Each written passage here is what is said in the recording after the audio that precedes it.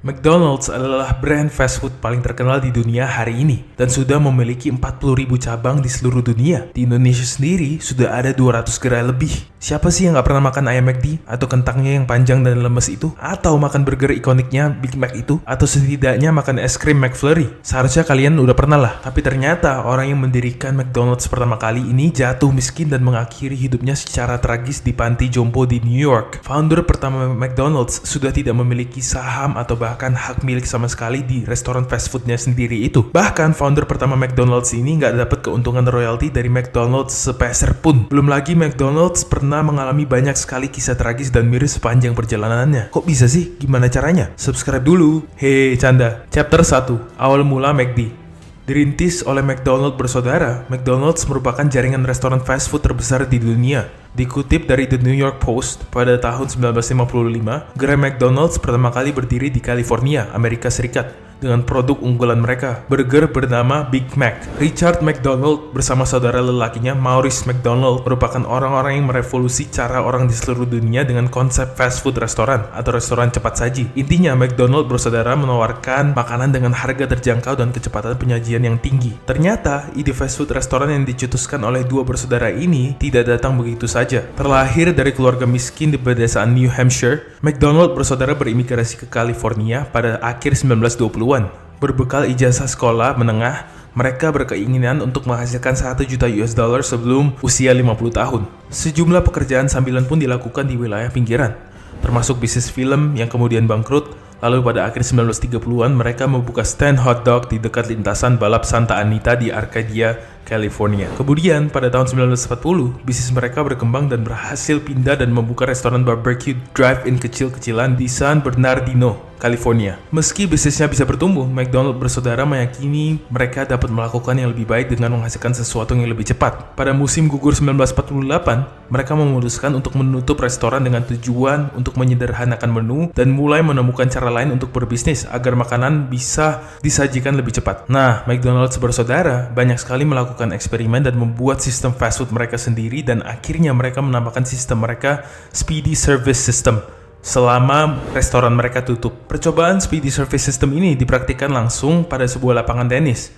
Di momen itu, McDonald bersaudara dan timnya benar-benar ambisius dan giat. Intinya mereka berusaha semaksimal mungkin gimana caranya mereka bisa mendapatkan cara yang paling efektif untuk dapat menghidangkan makanan dengan cepat. Salah satu konsep baru yang mereka bawa pada saat itu adalah konsep drive-thru yang kita kenal hari ini, di mana pelanggan menyetir mobil ke gerai McDonald's untuk memesan, dan setelah itu karyawan McDonald's langsung menyajikan makanan kurang dari 30 detik setelah pembayaran.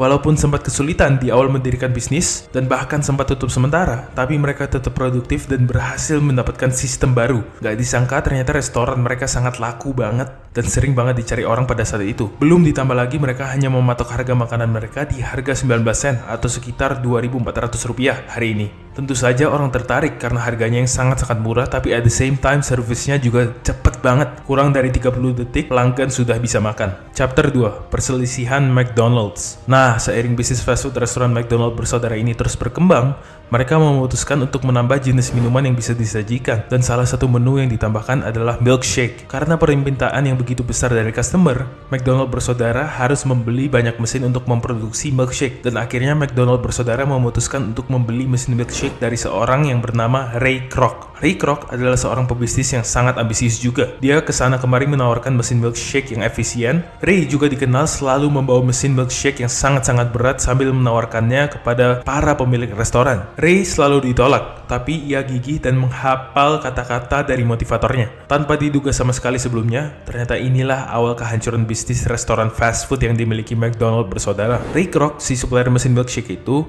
sangat terkagum-kagum dengan sistem bisnis yang dibuat oleh McDonald bersaudara ini. Gimana enggak, saat itu untuk pertama kalinya dia melihat restoran yang melayani pelanggan dengan sangat cepat dengan harga makanan yang sangat murah. Ray benar-benar kagum dan jatuh cinta kepada sistem yang berhasil dibuat oleh McDonald bersaudara, di mana pada akhirnya McDonald bersaudara menceritakan semua seluk-beluk sistem restoran fast foodnya kepada supplier mesin es krim ini, si Ray Kroc. Lalu Ray langsung memberitahu konsep tersebut kepada istrinya, Ethel, yang kemudian membantunya mencari mitra bisnis. Keesokan harinya, Ray pun kembali mendatangi McDonald bersaudara dan menawarkan opportunity baru, yaitu konsep bisnis franchise. Setelah negosiasi yang berlangsung alot, akhirnya McDonald bersaudara pun luluh dengan konsep yang ditawarkan oleh Ray.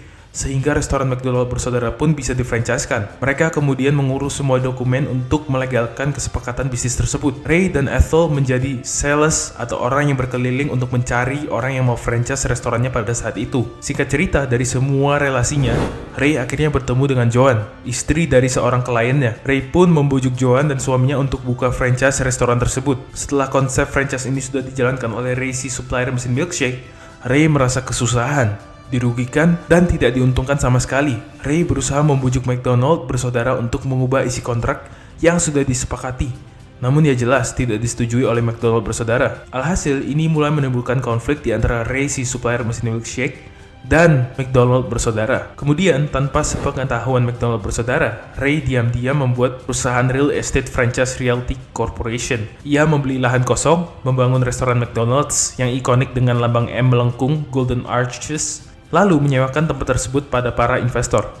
Dari strategi tersebut, pendapatannya meningkat drastis karena para investor memberikan keuntungan bersih setiap bulannya sekaligus membayar sewa tempat. Gerai McDonald's pun semakin tersebar dan McDonald bersaudara akhirnya tahu kabar itu dan merasa dicurangi. Meski keduanya tidak bisa berbuat banyak karena hal itu tidak melanggar kesepakatan. Selain itu, Ray juga membuat salah satu eksperimen paling kontroversial atas usul Joan, salah satu kliennya yang membeli franchise McDonald's. Joan menyuruh Ray untuk menggantikan milkshake asli yang awalnya pakai susu murni jadi milkshake dengan susu bubuk supaya keuntungan yang didapatkan bisa semakin banyak. McDonald bersaudara nggak terima karena mereka lebih pilih kualitas dibandingkan keuntungan yang lebih besar. Tapi apa boleh buat, Ray tetap pada keputusannya menggunakan bubuk instan untuk membuat milkshake tersebut agar bisa meraup keuntungan lebih besar. Sejak momen itu, Ray malah terpicu untuk menguasai bisnis McDonald's dan menjadikannya sebagai raksasa bisnis. Melihat amarah McDonald bersaudara yang semakin besar, Ray pun menawarkan cek kosong kepada mereka berdua. Kemudian, McDonald bersaudara meminta uang senilai 2,7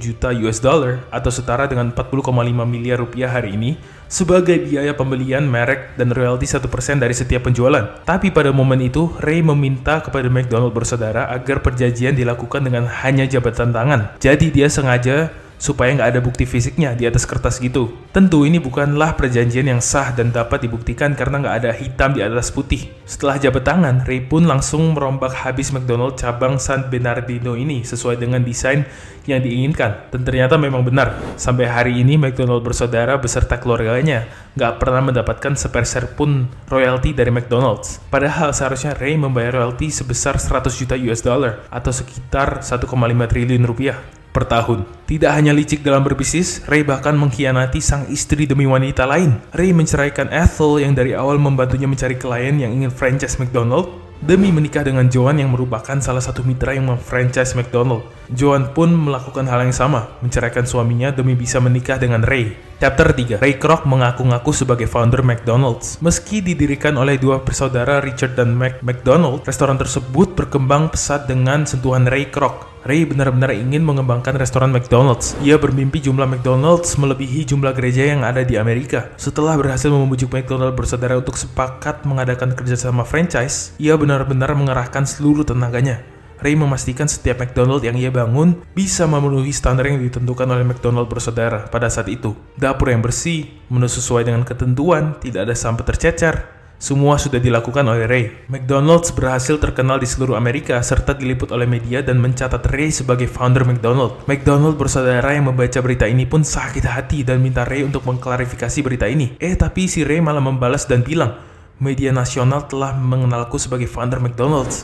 Sementara kalian, McDonald bersaudara, masih terfokus dalam toko lokal." Pada saat itulah konflik semakin memanas di antara kedua kubu. Kenyataannya, Ray Kroc hidup berkelimpahan harta berkat McDonald's. Sementara Maurice McDonald meninggal pada 11 Desember 1978 dan Richard McDonald meninggal pada tahun 1998 di sebuah panti jompo di New York. Chapter 4. Strategi bisnis McDonald's.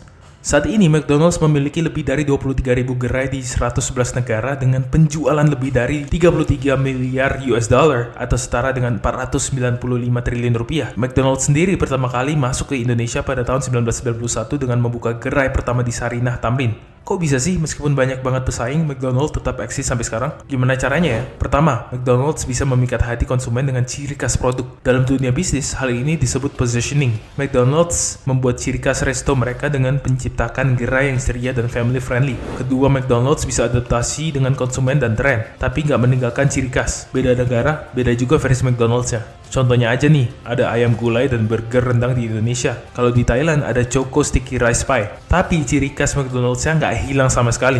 Ketiga, McDonald's menerapkan strategi G2 cross-selling. Strategi cross-selling ini dilakukan dengan cara menawarkan produk lain yang sesuai dengan produk pilihan konsumen. Misalnya nih, kamu beli burger Big Mac. Biasanya kamu akan ditawari untuk upsize atau tambah kentang, Coca-Cola, atau menu lainnya. McDonald's juga menyediakan paket komplit dengan harga yang lebih murah, sehingga konsumen cenderung bakalan milih paket komplit daripada beli satu burger Big Mac aja. Chapter 5. Apa yang bisa kamu pelajari dari McD? Setelah tahu gimana kisah kelamnya McDonald's, apa sih yang bisa kita pelajari? Pertama, inovasi tidak datang begitu saja. Tapi inovasi itu dibentuk secara perlahan dengan kerja keras. Keberhasilan global McDonald's berkat inovasi para pendirinya. McDonald's bersaudara yang bekerja keras membentuk inovasi dengan membuat sistem fast food restoran yang bisa menyajikan makanan ke pelanggan di bawah 30 detik. Mereka menyadari bahwa mereka dapat melayani pelanggan dengan lebih baik jika mereka bisa menyediakan makanan yang lezat dan layanan yang lebih cepat daripada pesaing mereka. Kedua, visi bisnis yang ambisius. Walaupun Ray Kroc dengan licik mengambil alih McDonald's, Ray bisa melihat potensi sistem McDonald's dan memperkuatnya hingga membentuk puluhan ribu cabang hingga hari ini. Visi bisnis Ray dan keterampilan membangun bisnis adalah kekuatan pendorong di belakang jejak McDonald's yang berkembang pesat secara nasional dan internasional. Ketiga, system first. McDonald's memiliki jenis menu, rasa makanan, dan kecepatan servis yang sama dan konsisten di seluruh cabangnya karena memiliki SOP dan sistem yang sangat-sangat kuat.